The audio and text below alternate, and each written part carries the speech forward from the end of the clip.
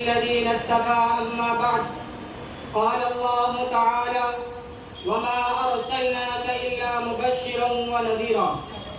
حضرات گرامی، میں اس بزم پور بہار میں سیرت نبوی صلی اللہ علیہ وسلم کی متعلق کچھ عرض کرنا چاہتا ہوں، اس امید کے ساتھ میری باتوں کو بغور سنا جائے. جب اسلام فاران کی چوٹی سے پھیلنا شروع ہوا اور آپ صلی اللہ علیہ وسلم اپنی روشنی سے دنیا والوں کو منور کرنے لگے تو باطل پرستوں میں کھلبلی مچ گئی اور ساری قوت و طاقت دل و دماغ نور اسلام کے بجھانے میں صرف کرنے لگے. راستے میں کانٹے بچھا کر، پتھروں سے دبا کر، تپتی ہوئی زمین پر سلا کر، آگ کے انگاروں پر لٹا کر، پھانسی کے پھندوں پر چڑھا کر، گھر بار اجاڑ کر پیارے رسول صلی اللہ علیہ وسلم کی آواز کو دبانے کی کوشش کرنے لگے، مگر اب کی آواز روز بروز بڑھتی ہی جا رہی تھی. حضرات، سن 7 نوی محرم کا مہینہ ہے کہ مکہ کے تمام لیڈروں نے مل کر ایک میٹنگ کی. ابو جہل نے پوری قوم کو للکارا، اے غیور عرب، جس کو ہم بچہ کا کھیل سمجھ رہے تھے، وہ آج ہمارے دین اور عزت و آبرو کے لیے طوفان بن چکا ہے. جس دین کا چرچا محمد کر رہے تھے، ان کے ماننے والوں کی تعداد روز بروز بڑھتی ہی جا رہی ہے. ہمارے خداؤں کی توہین کی جا رہی ہے، جھٹلایا اور ٹھکرایا جا رہا ہے. اس لیے اے عرب کے بہادروں، اب پوری طاقت سے آگے بڑھو، ورنہ وہ دین دور نہیں کہ مکہ سے ذلیل و خوار ہو کر نکلنا پڑے گا. ابو جہل کی تقریر نے پوری قوم کو گرما دیا. طرح طرح کی تدبیریں پیش کی گئی. بڑی دیر کے بعد یہ ہولناک تدبیر پاس ہوئی کہ محمد اور ان کے ماننے والوں کا بالکل بائیکاٹ کر دیا جائے. ان سے خرید و فروخت، سلام و کلام، لین دین بالکل بند کر دیا جائے. چنانچہ ایک عہد نامہ لکھ کر خانہ کعبہ کی دیوار پر لٹکا دیا گیا. یہ پوری قوم کا فیصلہ تھا. اس کے خلاف کرنے کا کسی کو اختیار نہ تھا، کسی کی مجال نہ تھی. مسلمانوں کو شیب ابی طالب میں بند کر دیا گیا. راستے پر پہرے بٹھا دیے گئے. مسلمانوں میں بچے، بوڑھے، جوان، عورت سب تھے. کھانے کے سامان دھیرے دھیرے ختم ہو گئے. درختوں کے چھالے کھا کھا کر، کانٹے چبا چبا کر دن کاٹنے لگے. صرف ایک دن کے لیے پابندی ایام حج میں ہٹا لی گئی. مسلمان گھاٹی سے باہر آ گئے، کپڑے پھٹ گئے، آنکھیں دھس گئی، قدم لڑکھڑا رہے تھے.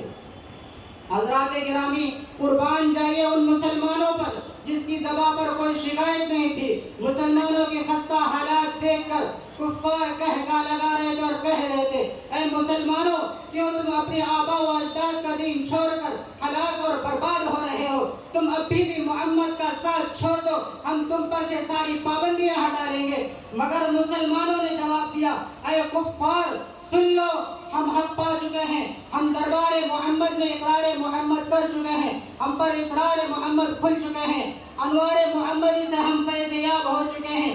گفتار محمد ہمیں محو کر دیا ہے. لہٰذا ہم طوفان سے ٹکرا سکتے ہیں، خون کا دریا بہا سکتے ہیں، آگ کے بستر پر سو سکتے ہیں، بھوک سے تڑپ تڑپ کر دم توڑ سکتے ہیں، مگر مصطفیٰ کی رسالت کا انکار نہیں کر سکتے. اس ابتلا و آزمائش کے بعد پورے 3 سال مکمل ہونے والے ہیں. خوراکی ختم ہو گئی، درختوں کے پتے اور چھالوں کو بھی ختم کر ڈالے. عورتوں کی آنکھیں دھس گئی، جوان بھوک سے چکرانے لگے.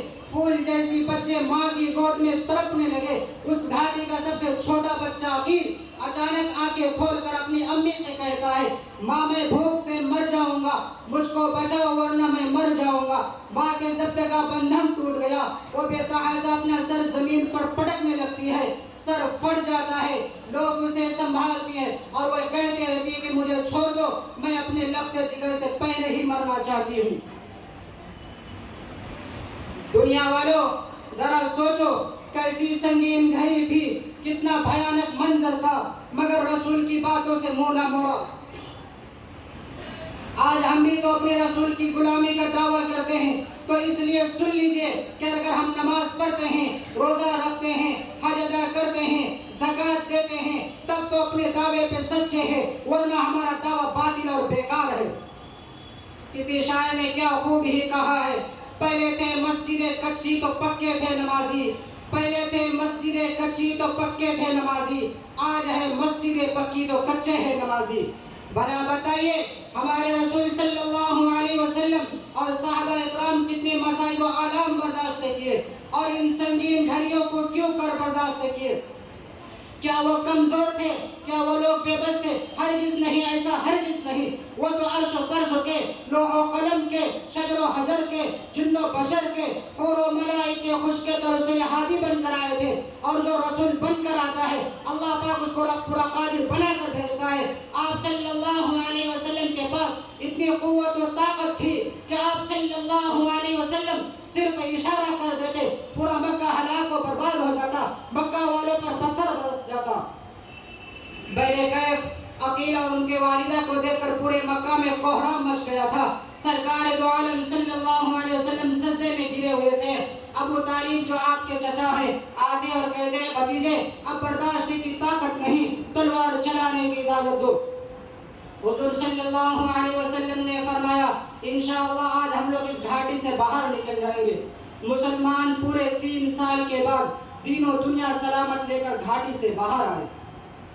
میرے دوستو، بہت کچھ کرنے کے بعد یہ دین ہم تک پہنچا ہے، اور ہمارا حال یہ ہے کہ ہم اس دین کا مذاق اڑاتے ہیں۔ حضور صلی اللہ علیہ وسلم ہمیشہ اپنی امت کی نجات کے لیے غمگین رہا کرتے تھے، راتوں رات اپنی امت کی بخشش کے لیے خدا تعالیٰ سے دعائیں کرتے تھے اور رویا کرتے تھے۔ اسی حال میں ایک دن حضرت جبریل علیہ السلام تشریف لاتے ہیں اور یہ خوشخبری اور پیغام سناتے ہیں، اے حضرت العزت شہنشاہ عالی جہاں، اللہ نے آپ کو سلام فرمایا ہے۔ حضرت جبریل علیہ السلام خود جانتے تھے کہ آخر حضور صلی اللہ علیہ وسلم کس وجہ سے غمگین رہتے ہیں، پھر بھی دریافت کرتے ہیں آپ کیوں غمگین رہتے ہیں۔ فوراً حضور صلی اللہ علیہ وسلم نے فرمایا نہ جانے میرے امت کے ساتھ قیامت کے دن کیسا معاملہ ہوتا ہے۔ حضرت جبریل علیہ السلام حضور صلی اللہ علیہ وسلم کو لے کر قبرستان کے پاس گئے جہاں کافر و مومن و دونوں طرح کے مردے دفن تھے۔ حضرت جبریل علیہ السلام ایک مسلمان کی قبر پر اپنا ہاتھ مارتے ہیں اور کہتے ہیں کن بِإِذْنِ اللَّهِ، مردہ جو ہی سنتا ہے فوراً باہر آتا ہے۔ اس حال میں اس کا چہرہ روشن تھا اور منہ سے کلمہ توحید لا الہ الا اللہ محمد رسول اللہ کی آواز آ رہی تھی۔ اسی طرح حضرت جبریل علیہ السلام نے ایک مشرک کی قبر پر اپنا ہاتھ مارتے ہیں اور کہتے ہیں قم بِإِذْنِ اللَّهِ، مشرک سنتے ہی باہر آتا ہے، اس حال میں کہ اس کا چہرہ کالا تھا اور منہ سے ہائے افسوس، سچ افسوس کی آواز آ رہی تھی۔ حضرت جبریل علیہ السلام نے آپ صلی اللہ علیہ وسلم سے فرمایا جس طرح آپ نے ابھی مومن بندے کو دیکھا اور کافر کو دیکھا، ٹھیک اسی حال میں اس دن بھی ہوگا، ہر کلمہ گو کو اس کے کلمہ کے ساتھ اٹھایا جائے گا۔ میرے دوستو، آپ نے دیکھا کہ حضور صلی اللہ علیہ وسلم کس طرح اپنی امت کے لیے ہمیشہ محو تدبر و تفکر رہا کرتے تھے، لیکن افسوس ہے کہ ہم حضور صلی اللہ علیہ وسلم کی امتی ہو کر آپ صلی اللہ علیہ وسلم کو کس طرح بھلا دیا ہے اور ان کے نقش قدم کو کس طرح ترک کر دیا ہے کہ ہمارا ضمیر خود ہم پر ملامت کرتا ہے۔ غیور نوجوانوں، یاد کرو اس آخری وقت کو جب کوئی کسی کا پرسان حال نہ ہوگا۔